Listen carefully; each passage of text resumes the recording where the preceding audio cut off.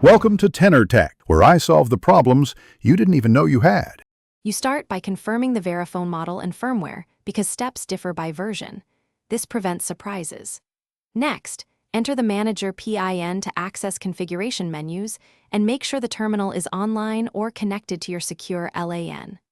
Once done, backup current settings or export a configuration file so you can restore if needed.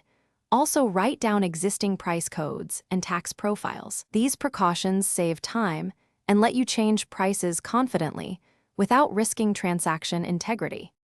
You now open the admin and go to Price or Item Management to edit entries directly.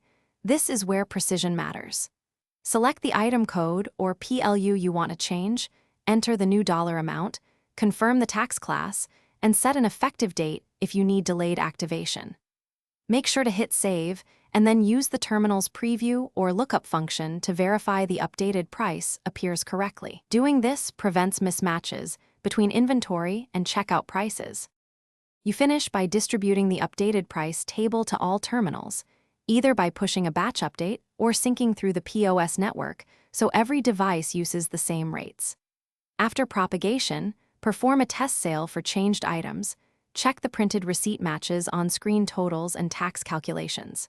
If something goes wrong, revert to your backup or reapply edits to the affected PLUs and verify firmware compatibility. One key tip: if communication fails, check next.